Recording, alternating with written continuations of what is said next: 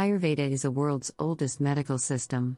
It promotes regular consumption of apoptogenic herbs like tulsi or holy basil. Tulsi is a distant cousin of culinary basil, but it is a unique species with a plethora of different medicinal properties. Admired for its remarkable healing qualities, holy basil has been used in Ayurvedic medicine for thousands of years, and is one of India's most beloved herbs. Benefits of holy basil tea or tulsi. 1. This tea is a natural remedy for thyroid disorders and diabetes. 2. It protects against diabetes because tulsi has the ability to control blood sugar levels. 3. Holy basil supports immune function and is often recommended as a natural fever reliever. 4. Scientific studies have confirmed that this herb has impressive anti-asthmatic abilities and may make breathing easier, which is why it's a commonly recommended herb for respiratory issues in Ayurvedic medicine. 5. It helps in many skin disorders and balances hormones. 6. It helps to combat stress. By adding these leaves to your meals or drinking this tea, you can calm your system.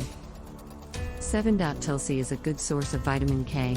1 cup of fresh leaves is more than your daily recommended value for vitamin K deficiency and may also be beneficial for bone deficiencies, digestive health and brain function.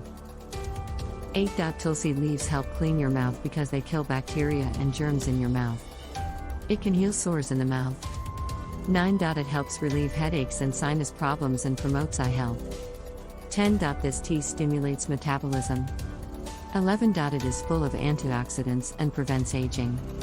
This tea is not recommended if you're pregnant or if you have thyroid problems. How can you make it? Here we provide you with the easy steps to make the healthy tulsi tea. Step 1. Put 1.5 cups of water in the pan. Step 2. Add 10 to 15 leaves or 1 teaspoon of dried tulsi leaves.